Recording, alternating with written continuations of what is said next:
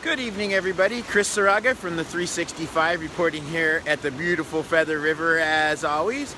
I am close to the Feather River Nature Center, and as you can see, the water is still up. We're at 45,000, ooh, little frog in my throat there. 45,000 cubic feet a second. That's about 40,000 out of the spillway and about 5,000 out of the high watt power station up the river that way. What I'm here next to right now is the falls just before the Feather River Fish Hatchery, if I can get my mind to work backwards here. Well, anyway, so those falls right there, and it's rainy and cold out here today, so don't come out here, it's cold. Anyway, so as you know, we've had a storm. It has not significantly impacted the inflows to the dam. That's only about 25,000 cubic feet a second. Not bad at all for that area, and expected.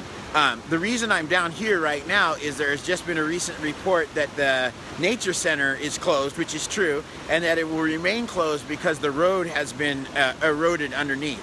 I cannot deny or expand upon that. All I know is the area is closed and that there is a lot of water down here. So I do want to kind of pan you around. I hope you can see this as well as I can, because if you look right out there, that's the shoreline right there.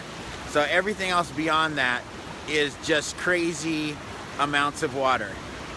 I'm really impressed with the falls. This though, when I was down here the last time, I'm sorry, when I was down here when it was in the when it was fully going, the water was coming over this extra little cofferdam piece right here. So that means the water's significantly lower than that, and the flows show that too. I don't want to scare you with too much of my dome there. Anyway, so, or that side over there, the water was coming completely over that before. Come along with me, I'm going to walk you down the road here a little ways.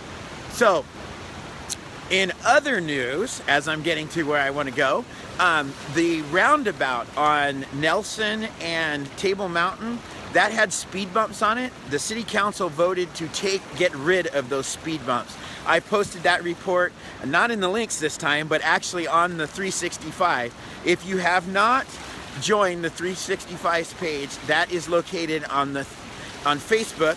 You look up the 365 facts and you can find it there.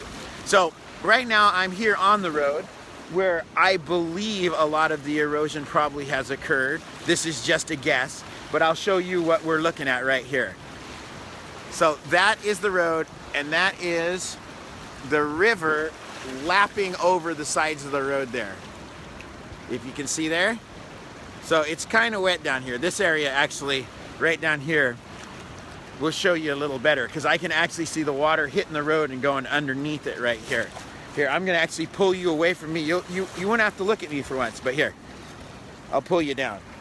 So that is what, right over there is what I believe the problem is that this road is actually being undercut by all this water. Got some on the phone that time.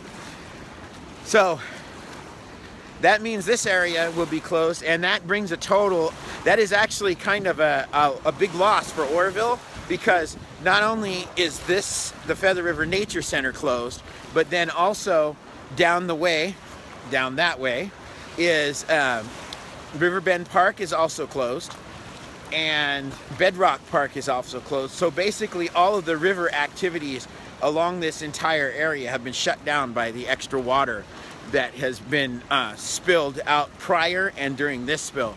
And remember, we have one more spill or two left after this to make sure the lake level is at the correct spot, which their goal is 835 feet above sea level. Right now it's at about 843. So they still got quite a bit of water to dump out, and that has to also include the amount of water that they will be getting in from both these rainstorms and the snow melt.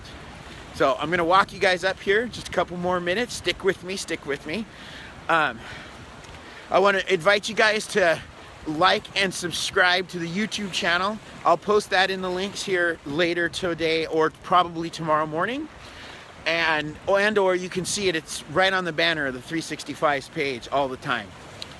So here we are, back to one of my favorite places, the Rock House. I know I know it's called something else, but I like calling it the Rock House. The Feather River Nature Center. So here we go. There it is, right there. Feather River Nature Center. And just to get you a look at the water, the water's about 15 feet away from hitting it, so it would have to go up quite a bit to really get this. But you can see out there just how much water is down here. So that's what I got for you today.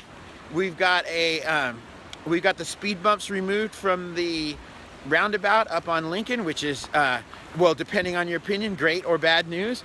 That was decided by the city council. I spoke with Mr. Rust, and he gave me some advice to give you guys.